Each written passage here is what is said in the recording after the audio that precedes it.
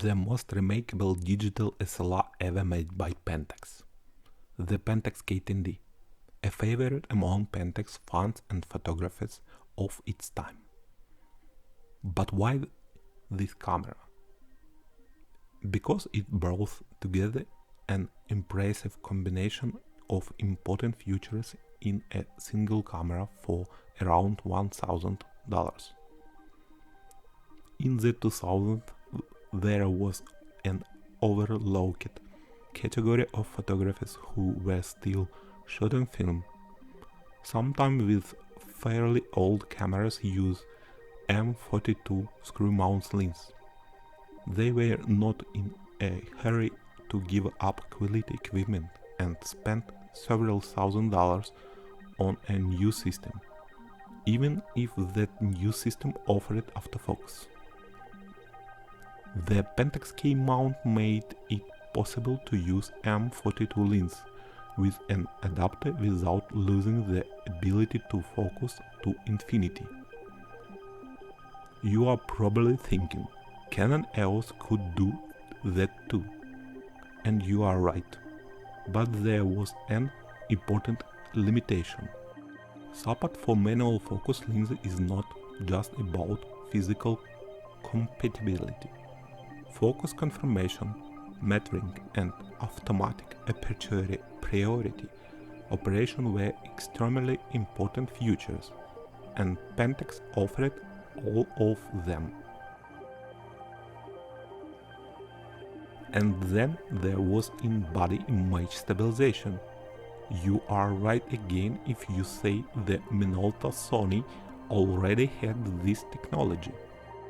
Pentax was not the first, but it was one of the companions that brought sensor shift stabilization to a much broad range of photographs. Canon and Nikon offered stabilization exclusively through individual lenses. With the Pentax K10D, stabilization worked with virtually any lens, from modern electronically controlled lens to the manual focus optics, regardless of the mount type, and even then using an adapter or teleconvector. The shake reduction system provided between 2.5 and 4 stops of stabilization. A related feature was dust removal. By vibration the system moved dust onto an adhesive stripe. This could significantly reduce the cost of having the sensor professionally cleaned, especially when a service center was far away or not readily available. The magic green button. For exposure metering and aperture-priority operation with K-mount lens that did not have electronic contacts, Pentax offered the famous green button. Then pressed, the camera stopped the lens down, measured the exposure and automatically select the appropriate shutter speed. Pentax also managed to get an impressive amount of performance out of its 10 MP CCD sensor. One of its distinctive features was the 22-bit PRIME analog to digital converter from Fujitsu, which Pentax heavily promoted in its endorsement materials. The sensor initially read significantly more information about light and color, while the processor selected the most available data to create the final image. This algorithm allowed the K10D to extract slightly more performance from the sensor than the competing Nikon D200 or Sony A100, which used the same sensor. According to DxO measurements, the K10D had slightly better dynamic range and color rendering. Of course, an average person would probably never seen the difference.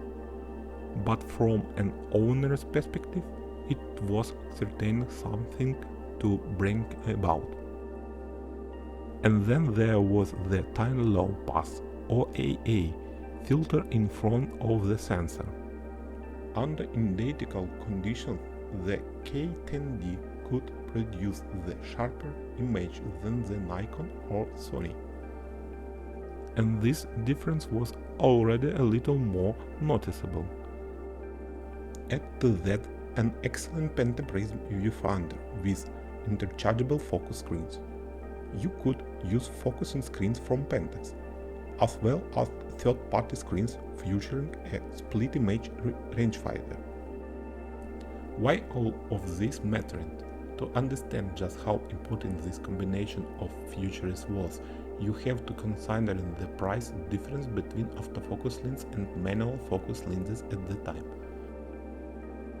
Depending on the region, a 50mm lens with an f2 aperture, or some even faster, could cost many times less than its autofocus equivalent. And if you consider that many photographers already owned manual focus lenses, for example M42 lenses, the K10D was almost like the holy grail. The choice was obvious. There were also some nice little details that are often overlooked. Starting with the K10D, Pentax brought back two power contacts behind the lens mount. They were needed for the SDI motor used in Star series lenses and some others, but Pentax had previously made lenses with motorized power zoom functionality, which also required these contacts. With the K10D, owners once again had the opportunity to use functionality that had effectively been lost with all the power zoom lenses. And then, as the icing on the cake, there was dust and weather resistance at a level normally associated with high-end cameras, in a camera that cost around $1,000. Guaranteeing effective weather sealing on an interchangeable lens camera is extremely difficult. Pentax claimed the K10D had 72 weather sealing points. Pentax already had experience manufacturing optical equipment with similar sealing, particularly binoculars. But binoculars were easy because they did not have as many technical openings and connectors. A camera is the complex electrical optical system containing precision components. Sealing the camera body alone was not enough. The lens also had to provide a similar level of protection. The K10D paired with the Star series 16-50mm lens could meet those requirements. The K10D received the Camera Grand Prix 2007, one of the most prestigious awards in the Japanese photography industry. Later, the camera was also recognized by the TAIPA and ISA Association. Today, awards like this are often viewed with some skepticism. Photography magazines, professional associations, and major photography exhibitions played a major role in determining which cameras were considered the best. Pentax quickly began using the awards in its investing materials, catalogs, and brochures. After winning the Camera Grand Prix 2007, Pentax released a special limited edition called the K10D Grand Prix package. It was dedicated to the awards and featured exclusive styling and an expanded package. In 2008, exclusively in Japan, Pentax offered K10D and K12D owners a paid replacement of the front rubber grip with a new, more ergonomic version.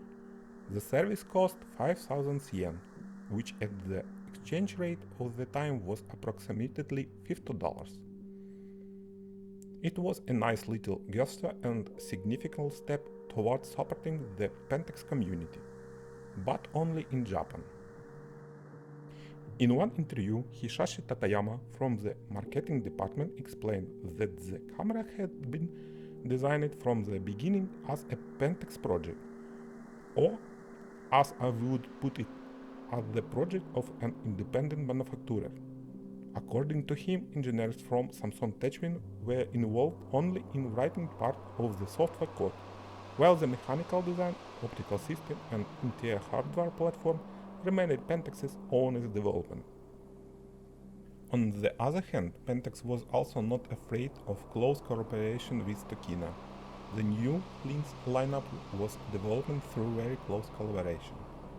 In any case, after the K10D, the development of Pentax cameras became more evolutionary than revolutionary. That does not mean that everything then came afterward was bad. Of course not. There were some excellent cameras, including legendary ones. But it is difficult to say that they represented the same kind of technology leap or breakthrough that the K10D did.